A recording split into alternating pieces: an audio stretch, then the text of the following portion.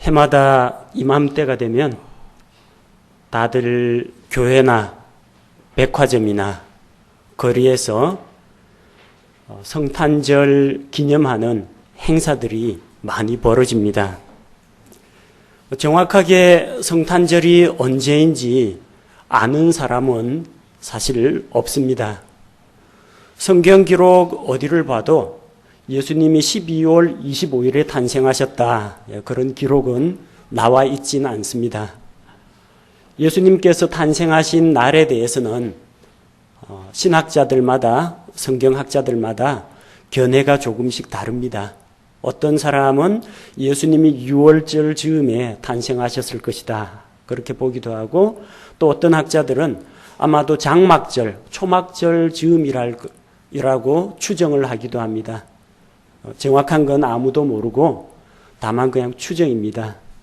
몇 가지 단서는 성경에서 발견할 수가 있죠. 예수님께서 탄생하시던 그 밤에 목자들이 들에서 양을 쳤다고 합니다. 이스라엘의 겨울은 우기라서 눈과 비가 내립니다. 들에서 양을 키우질 못합니다. 전부 다 산에 있는 양 우리 속에 다 집어넣고 들판에서 방목을 하지는 못합니다. 자, 그래서 그 시기가 아마도 겨울은 아닐 것이다, 그렇게 볼 수가 있고요. 또 예수님께서 탄생할 그 무렵에 왜 베들레헴까지 갔느냐? 가이사 아우구스투스가 전부 사람들로 하여금 조세 등록을 하라고 했습니다. 조세 등록이라는 것은 단순한 호구조사가 아닙니다. 세금을 걷어들이기 위해서 인구조사를 실시한 겁니다. 자, 세금을 걷어들이려고 하는데 언제 세금 걷어들이기가 제일 좋겠어요? 수확을 하고 나서 창고에 곡식이 가득가득 들어찼을 때 세금 걷어들이기가 딱 좋습니다. 또한 농사철에 바쁘게 논과 밭과 과수원에서 일하고 있을 때 조세 등록하라고 하면 사람들이 못 옵니다. 전부 농사 일을 마치고 한 해를 마무리하는 그 즈음에 사람들이 쉬고 있을 때 조세 등록을 하라고 해야만 사람들이 모여듭니다. 그럼 언제가 가장 좋으냐?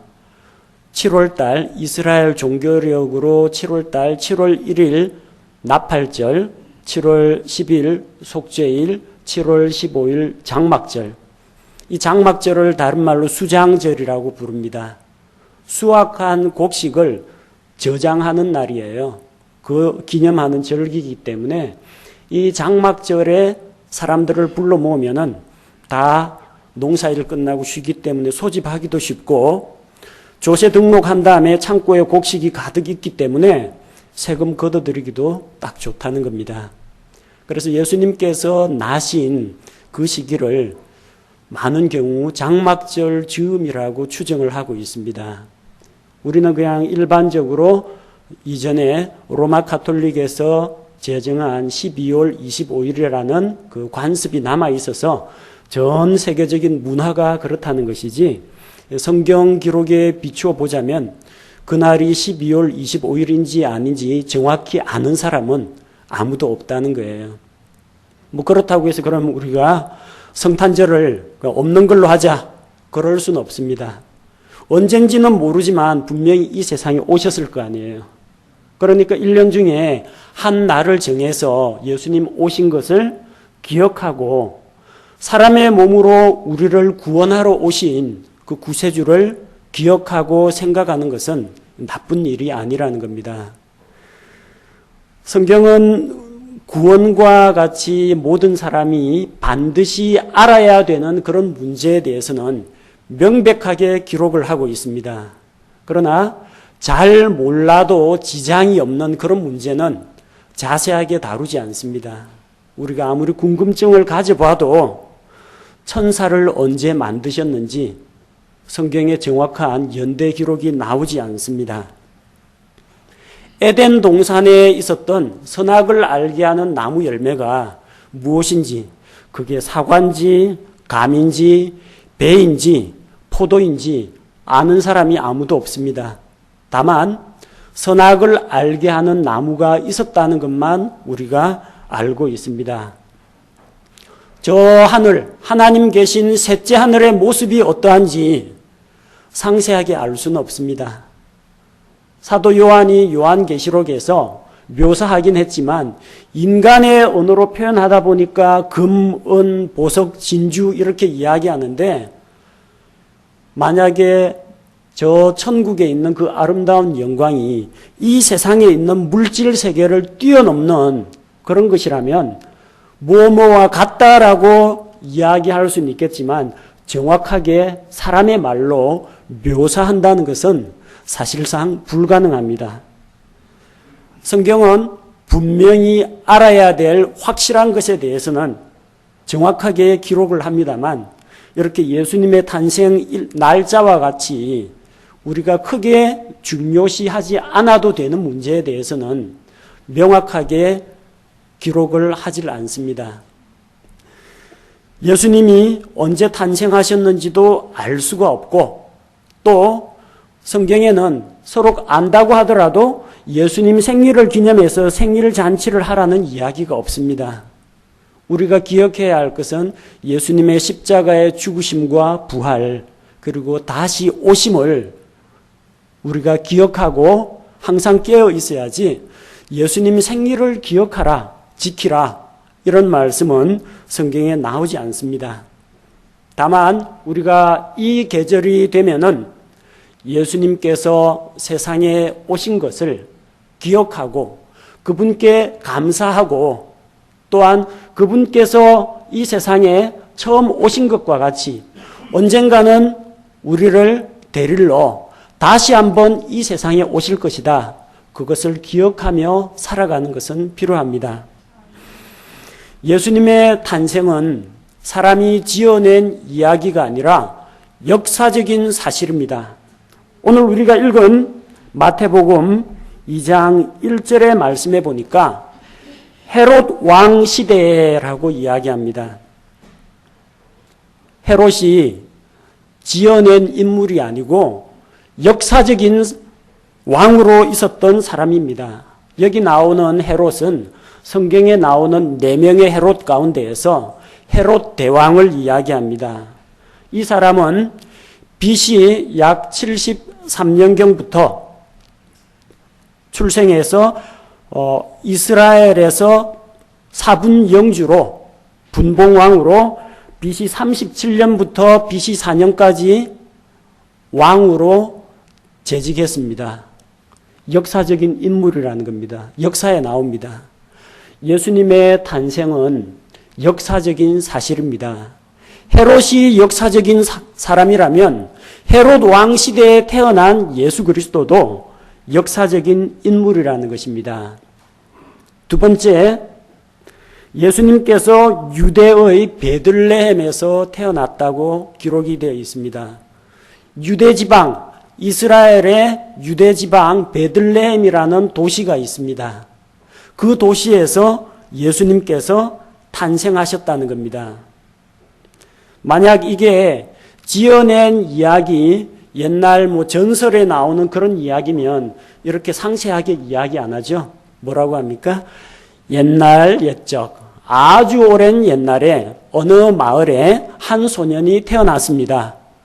이름도 안 나오고 시기도 안 나오고 역사적인 지명도 안 나옵니다. 그러나 성경은 헤롯 왕 시대라는 역사적인 시대를 말하고 있고 유대 땅 베들레헴이라는 명백한 지명을 언급하고 있습니다. 그러니까 이것은 확실한 사실이라는 겁니다. 예수님께서 태어나신 곳이 어디입니까? 유대 땅 베들레헴입니다. 그래서 오늘 이 시간에는 유대 땅 베들레헴이 어떤 곳이며 베들레헴에서 나신 예수 그리스도는 어떠한 분인지 우리가 함께 묵상하고자 합니다. 베들레헴은 이스라엘의 통치자가 오실 곳입니다. 구약 성경 미가 5장 2절 말씀을 보니까 그러나 너 베들레헴 에브라다야 내가 유다의 수천 가운데서 작을지라도 이스라엘에서 치리자가 될 자가 내게서 내게로 나아오리라. 그의 나아감은 옛적부터 있었으며 영원부터 있었느니라. 미가 5장 2절 말씀에 예수님 나시기 이미 오래전에 대언자들을 통해서 예언의 말씀이 나옵니다. 베들레헴은 유다의 수천 개의 도시 가운데에서 작다고 했습니다. 큰 도시가 아닙니다. 예루살렘과 같이 정치, 경제, 문화의 중심지가 아닙니다. 예루살렘 변방에 있는 아주 작은 도시입니다. 그러나 이스라엘의 통치자는 베들레헴에서 나신다고 기록이 되어 있습니다.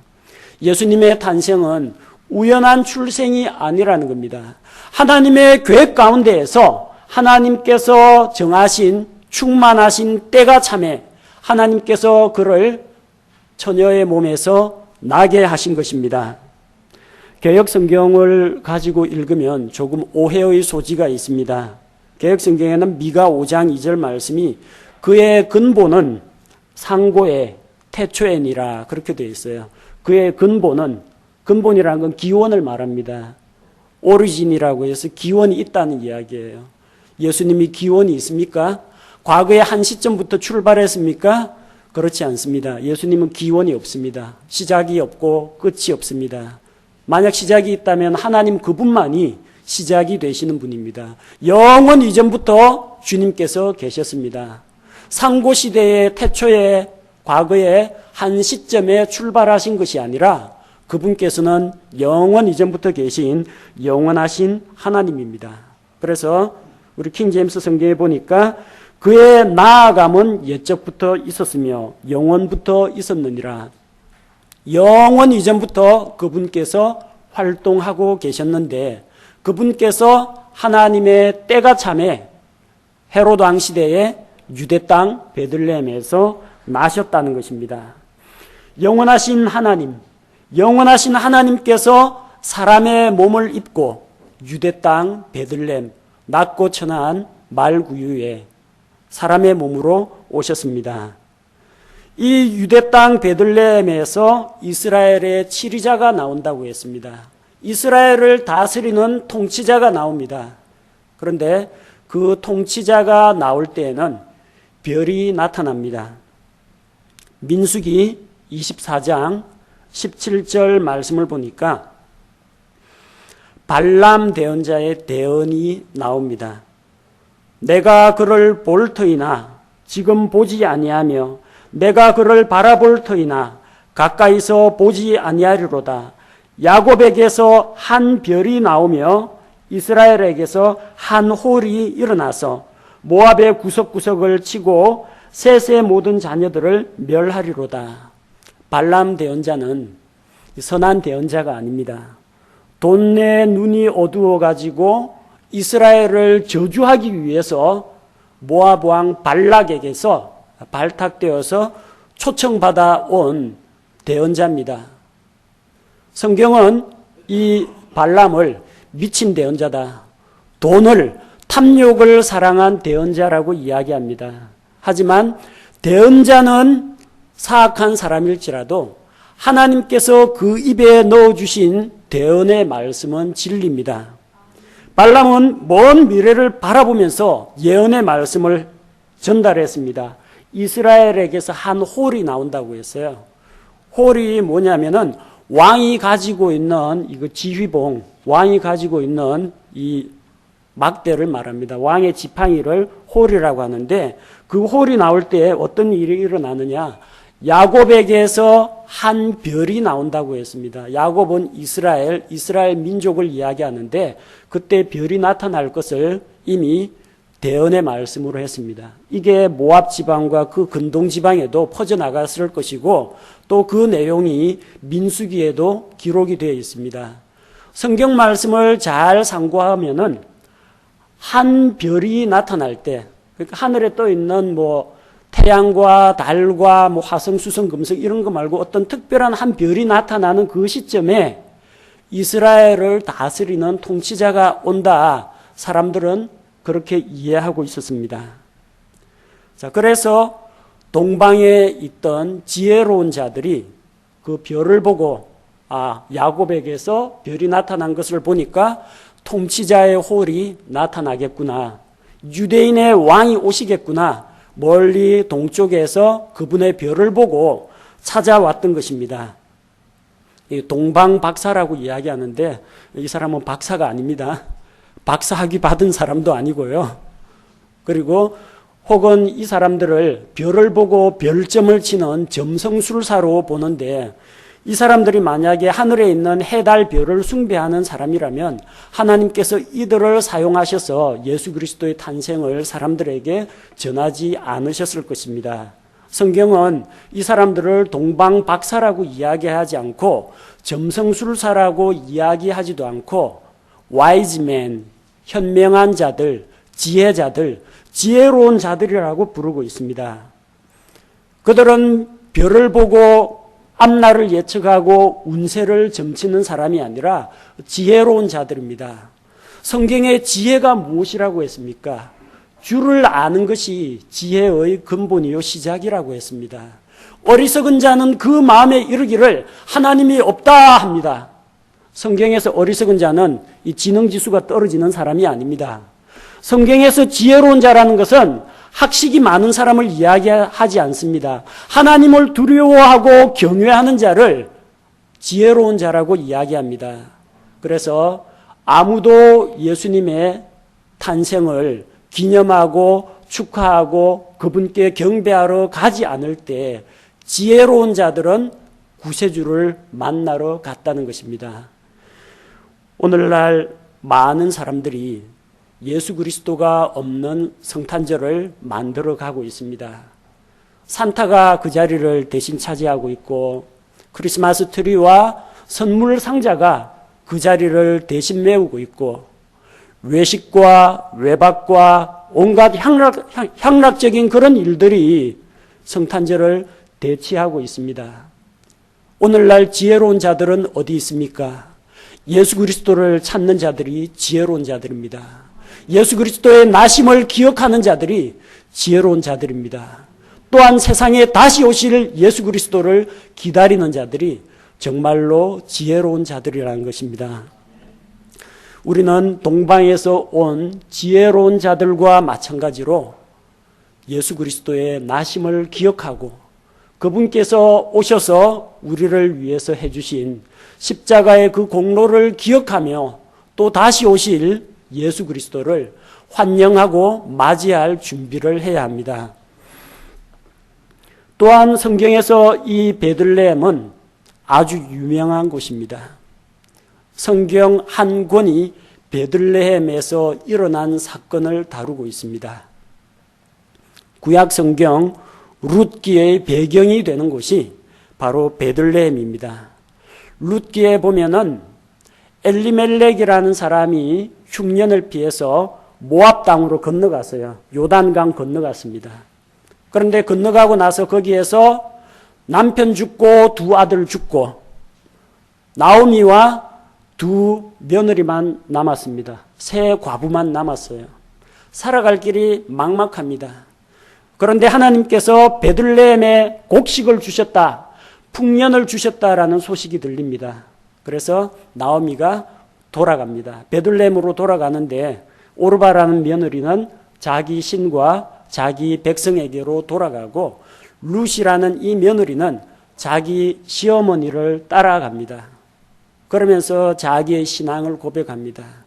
어머니의 하나님이 나의 하나님이 되고 어머니의 백성이 나의 백성이 될 것입니다. 이스라엘 공동체 가운데 모압 여자 하나가 들어왔습니다. 들어와서 들에서 수확할 때 이삭 줍기를 하다가 그 밭의 주인인 보아스를 만났습니다. 보아스는 유능한 사람입니다. 이름 그대로 능력이 있는 사람이에요. 많은 땅을 소유하고 있습니다. 그런데 아직 장가는 못 갔습니다. 나이가 룻하고 제법 차이가 많이 나요. 오죽하면 룻에게 내 딸아 그렇게 부를 정도로 나이 차이가 많이 났어요. 왜 노총각으로 늙었느냐? 자기 엄마가 라합입니다. 여리고의 창녀 라합이에요. 그 콧대센 유대 젊은 여자들이 창녀 출신을 자기 시어머니로 모시려고 할 리가 없죠. 보아스는 창녀 아들이에요. 이 룻은 모압 여자예요. 예수 그리스도의 혈통이 정말로 거룩하고 순결한 사람들만 있었던 건 아닙니다. 하나님께서는 이런 약한 죄인들과 또한 더럽고 추한 사람들도 하나님께서 주시는 구원의 통로, 축복의 통로로 얼마든지 사용하실 수 있다는 것을 보여줍니다. 하나님께서 이런 죄인들에게, 약점 많은 사람들에게 그분의 은혜를 쏟아 부어주시는 것을 볼 수가 있습니다. 베들레헴 수확 기간에 보아스와 룻의 아름다운 사랑 이야기가 이루어진 곳이 바로 예수님이 탄생하신 바로 그 베들레헴이라는 겁니다. 그래서 보아스가 룻과 결혼해서 오벳을 낳고, 오벳은 이새를 낳고, 이새는 다윗을 낳고, 다윗 왕이 거기서 나와요. 예수님은 다윗의 후손으로 오십니다. 보아스와 룻, 창녀의 아들과 이방 여인, 모압 여인 사이에서 나중에 메시아가 탄생하십니다.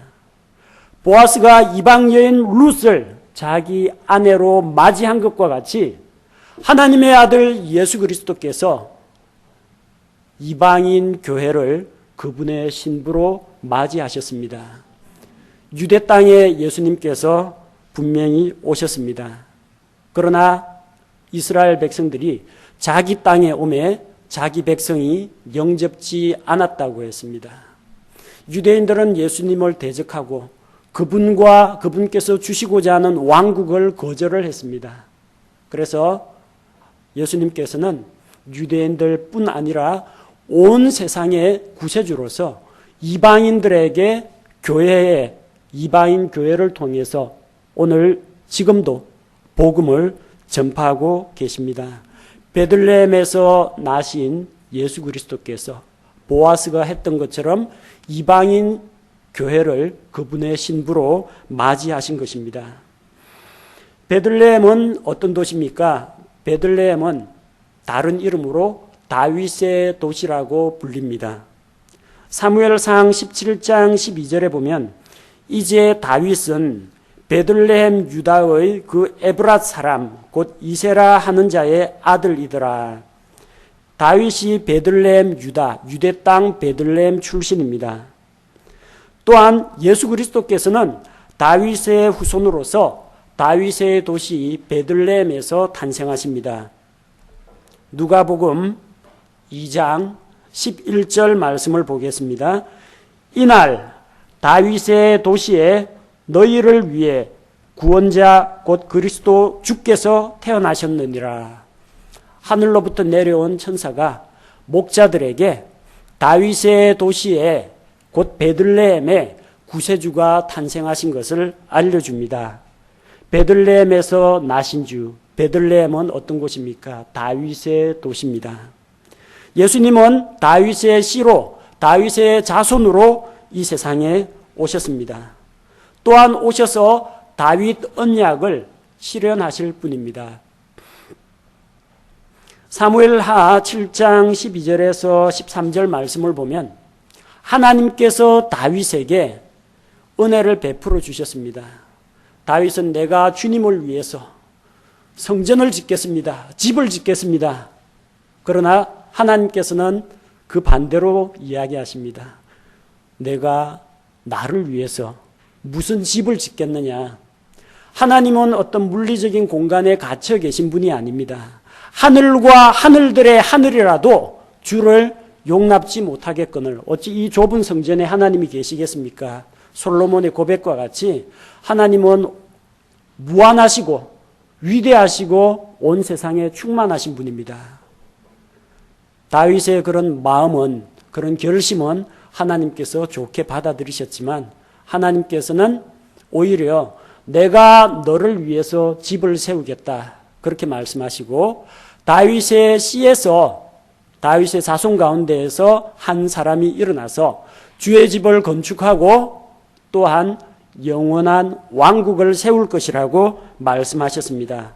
사무엘하 7장 12절에서 13절 말씀을 보면 내 날들이 차서 내가 내 조상들과 함께 잘 때에 내가 내 뱃속에서 나올 자 곧 내 뒤를 이을 내 씨를 세우고 그의 왕국을 굳게 세우리니 그는 내 이름을 위해 집을 건축할 것이요 나는 그의 왕국의 왕좌를 영원토록 굳게 세우리라.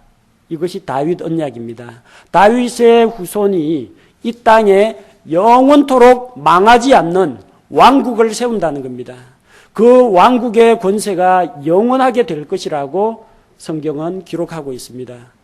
이스라엘의 왕가가 이미 바빌론 침략 때 왕가의 맥이 끊어졌습니다. 마지막으로 유다 왕 시드기야가 붙잡혀가고 그 다음부터는 왕이 서지를 못합니다.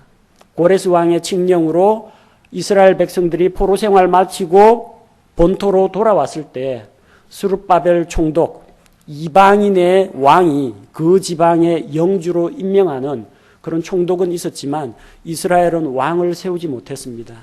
헤롯 왕은 유대인이 아닙니다. 에돔 사람인데 로마 정부에서 유대민족을 간접 지배하기 위해서 헤롯을 왕으로 사분 영주로 세운 것입니다. 그렇다면 이 왕은 언제 오게 됩니까? 하나님의 정하신 때에 오셔서 자기 땅에 왔지만 그 백성들이 예수님을 왕으로 오신 예수님을 영접하지 않았습니다. 이 예수님께서는 이 세상 마지막 때에 이 땅에 교회가 휴거가 되고 7년 환란도 다 끝난 다음에 지상에 다시 내려오셔서 천년 왕국을 세우실 것입니다. 그래서 다윗의 왕좌에 앉아서 그분께서 영원히 다스리십니다. 이사야 9장 7절 말씀을 보면 그의 정권과 화평의 번창함이 끝이 없으며 그가 다윗의 왕좌와 그의 왕국 위에 군림하여 그것을 정비하고 이제로부터 영원토록 판단의 공의와 정의로 굳게 세우리라. 만군의 주의 열심히 이것을 이루리라. 다윗의 자손으로 오셨습니다. 베들레헴에서 나신 주님은 다윗의 도시 베들레헴에서 오신 그 주님은 다윗의 자손이요 유대인의 왕으로서 정통 왕권을 가지고 오시는 분입니다. 그래서 주님 앞에 나아오는 수많은 사람들이 뭐라고 부릅니까? 다윗의 자손이시여 나를 불쌍히 여기소서. 그런 고백을 합니다. 예수 그리스도는 다윗의 자손 유대인의 왕으로 오신 분입니다. 베들레헴이 어떤 곳입니까? 베들레헴이란 말은 벳레헴입니다. 성경에서 히브리어에서 벳 하면은 집입니다. 벳엘, 엘은 하나님이고 벳은 집입니다. 하나님의 집, 벳엘, 벳레헴, 빵의 집이란 이야기입니다. 빵집이란 이야기예요. 베이커리예요, 베이커리, 빵집. 왜 그런 이름이 붙었느냐? 베들레헴은 곡창지대입니다. 농사가 아주 잘 됩니다. 룻기에서 보는 것처럼 정말 풍년이 들면 먹을 것들이 물산이 풍부한 곳이 바로 베들레헴입니다. 베들레헴이란 이름은 빵집이란 뜻이에요. 이 빵집에서 누가 났습니까? 생명의 빵이신 예수 그리스도께서 태어나셨습니다. 사람들은 빵을 먹고 삽니다. 한국 사람은 밥을 먹습니다만 유대 땅 그쪽의 풍습을 따르자면 사람은 빵을 먹고 삽니다. 물론 빵만 가지고는 살 수가 없죠. 마태복음 4장 4절 말씀과 같이 빵으로만 사는 것이 아니라 하나님의 입에서 나오는 모든 말씀으로 살 것이라고 하셨습니다. 하나님에게서 나오는 말씀, 하나님의 살아있는 말씀, 예수 그리스도십니다. 처음에 말씀이 계시니라. 이 말씀이 하나님과 함께 계셨는데 이 말씀은 곧 하나님이시니라. 말씀이 육신이 되어 우리 가운데 거하심에 우리가 그분의 영광을 보니 아버지의 독생자의 영광이요 은혜와 진리가 충만했다고 했습니다. 빵만 먹고 살 수는 없습니다. 하나님의 입에서 나오는 진리의 말씀을 가지고 사람은 살게 되어 있습니다. 그 말씀은 생명의 말씀 예수 그리스도십니다. 그래서 예수님께서는 이스라엘 백성들은 광야에서 하늘로부터 내려온 만나를 먹고도 결국은 광야에서 죽었지만 생명이신 예수 그리스도의 살을 먹고 그분의 피를 먹는 자는 영원히 죽지 않을 것을 말씀하셨습니다. 요한복음 6장 35절에서 예수님께서 그들에게 이르시되 내가 곧 생명의 빵이니 내게 오는 자는 결코 줄이지 아니할 것이요 나를 믿는 자는 결코 목마르지 아니하리라 말씀하셨습니다. 예수님이 생명의 빵이십니다. 그래서 빵집 베들레헴에서 나셨습니다. 누구든지 베들레헴에서 나신 생명의 빵 예수님 앞에 나아올 때 그는 영원한 생명과 풍성한 삶을 누리게 된다는 것입니다. 베들레헴에서 나신 우리 주 예수 그리스도는 어떤 분이십니까? 유대인의 왕으로 오신 분입니다. 그분은 유대인의 왕일 뿐만 아니라 만왕의 왕이요 만주의 주가 되시는 분입니다. 이스라엘의 치리자 통치자로 이 세상에 오신 분입니다. 베들레헴에서 나신 예수 그리스도는 어떤 분입니까? 베들레헴 출신 보아스가 이방 여인 룻을 자기 아내로 삼은 것처럼 예수님은 베들레헴에 오셔서 이방인 교회를 그분의 신부로 맞이하셨습니다. 베들레헴은 다윗의 도시입니다. 다윗의 도시 베들레헴에 오신 예수님은 다윗의 후손으로 오셨고 앞으로 다윗의 왕좌에 앉아서 영원 무궁토록 공평과 정의로 다스리실 만왕의 왕이시오 만주의 주가 되시는 분입니다. 베들레헴 빵집에 생명의 빵으로 오신 예수 그리스도는 우리에게 생명의 양식이 되십니다. 주님께 나아올 때 생명을 얻고 그분과의 교제 가운데에서 영원한 생명을 풍성하게 누릴 수가 있게 됩니다.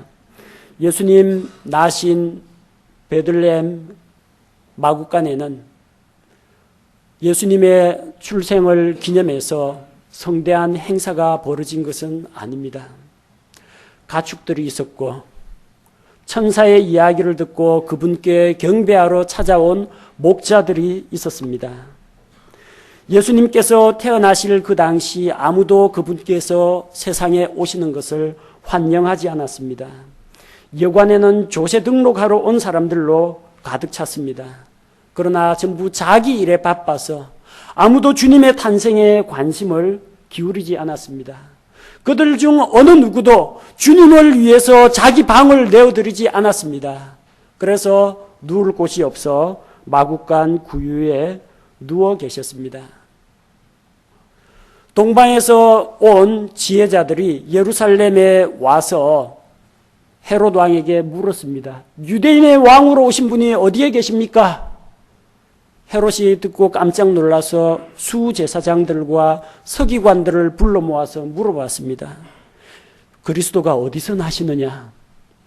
그 사람들 성경 공부 많이 한 사람입니다. 미가 5장 2절 유대 땅 베들레헴 바로 나옵니다. 그렇게 말한 사람 가운데 베들레헴 찾아간 사람 누가 있습니까? 아무도 안 갔습니다.